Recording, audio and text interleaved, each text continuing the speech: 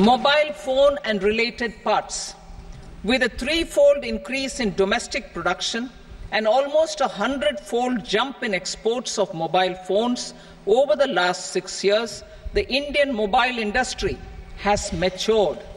In the interest of consumers, I now propose to reduce the BCD on mobile phone, mobile PCBA and mobile charger to 15%. Critical minerals. Minerals such as lithium, copper, cobalt, and rare earth elements are critical for sectors like nuclear energy, renewable energy, space, defense, telecommunications, and high-tech electronics. I propose to fully exempt customs duties on 25 critical minerals and reduce BCD on 2 of them. This will provide a major fillip to the processing and refining of such minerals and help secure their availability for these strategic and important sectors. Solar energy. Energy transition is critical in the fight against climate change. To support energy transition, I propose to expand the list of exempted capital goods for use in the manufacture of solar cells and panels in the country. Further, in view of sufficient domestic manufacturing capacity of solar gas, glass and tinned copper interconnect, I propose not to extend the exemption of custom duties provided to them. Marine products. India's seafood exports in the last financial year touched an all-time high of more than 60,000 crores of rupees. Frozen shrimp accounted for about 2/3 of these exports. To enhance their competitiveness, I propose to reduce BCD on certain broodstock, polychaete worms, shrimp and fish feed to 5%. I also propose to exempt customs duty on various inputs for manufacture of shrimp and fish feed. Leather and textile. Similarly, to enhance the competitiveness of exports in the leather and textile sectors, I propose to reduce BCD on real down-filling material from duck or goose. I am also making additions to the list of exempted goods for manufacture of leather and textile garments, footwear, and other leather articles for export. To rectify inversion in duty, I propose to reduce BCD subject to conditions on methylene diphenyl diisocyanate (MDI) for manufacture of spandex yarn from 7.5 to 5%.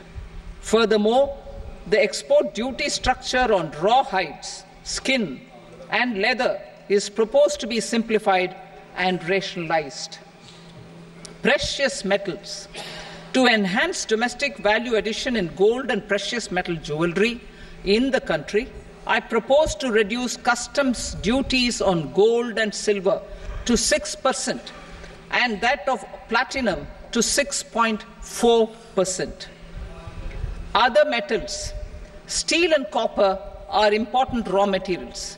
To reduce their cost of production, I propose to remove the BCD on ferronickel and blister copper.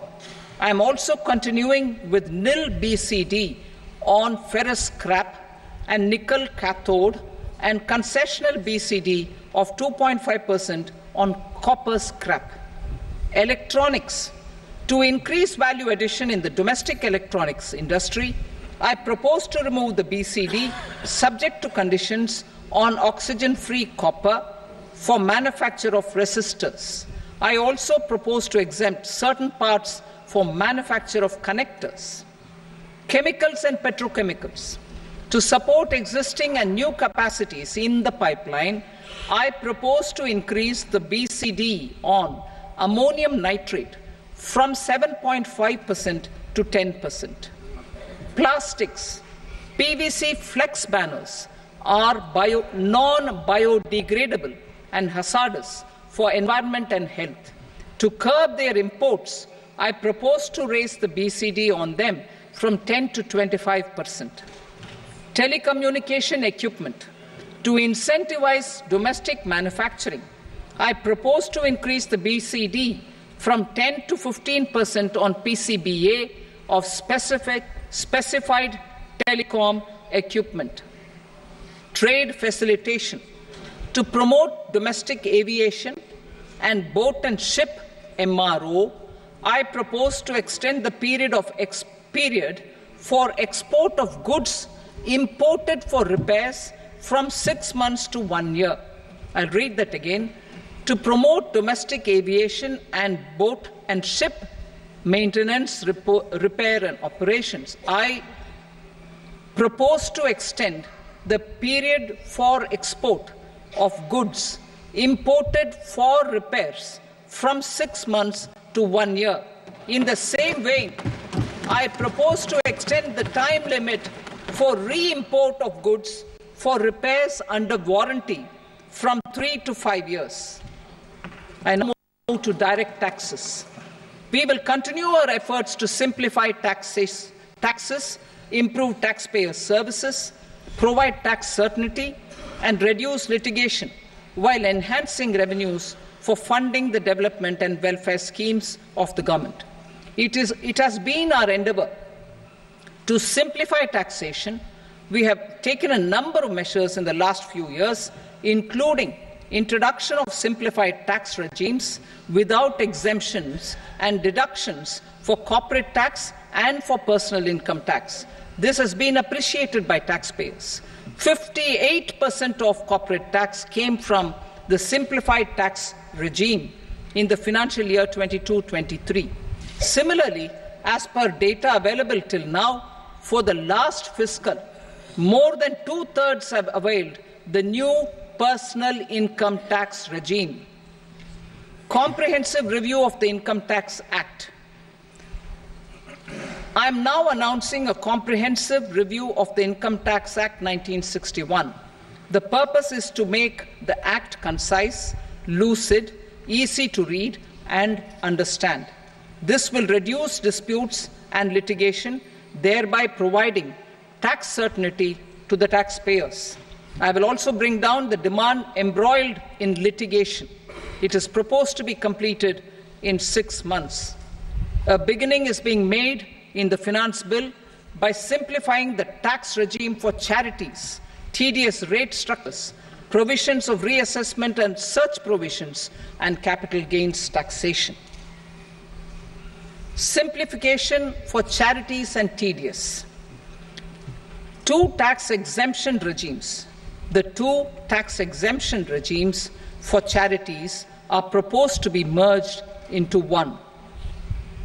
The 5% TDS rate on many payments is being merged into the 2% TDS rate, and the 20% TDS rate on repurchase of units by mutual funds or UTI is being withdrawn.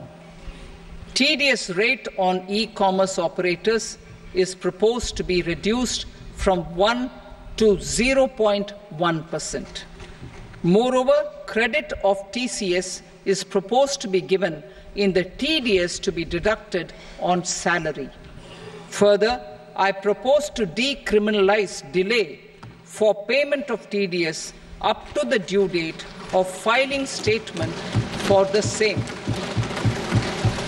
I also plan to provide a standard operating procedure for TDS defaults and simplify and rationalize the compounding guidelines for such defaults. Simplification of reassessment. I propose to thoroughly simplify the provisions for reopening and reassessment. An assessment hereinafter can be reopened beyond 3 years from the end of the assessment year only if the escaped income is 50 lakh rupees or more, up to a maximum period of 5 years from the end of the assessment year. Even in such cases, a time limit of 6 years before the year of the search, as against the existing time limit of 10 years, is being proposed. This will reduce tax uncertainty and disputes. Simplification and rationalization of capital gains. Capital gains taxation is also proposed to be hugely simplified. Short-term gains on certain financial assets shall henceforth attract a tax rate of 20%, while that on all other financial assets and all non-financial assets shall continue to attract the applicable tax rate. Long-term gains on all financial and non-financial assets, on the other hand, will attract a tax rate of 12.5%. For the benefit of the lower and the middle income classes, I propose to increase the limit of exemption of capital gains on certain financial assets to 1.25 lakh rupees per year.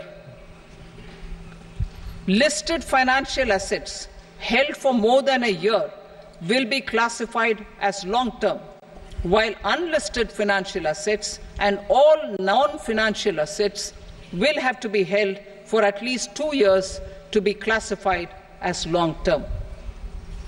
Unlisted bonds and debentures, debt mutual funds, and market-linked debentures, irrespective of holding period, however, will attract tax on capital gains at applicable rates.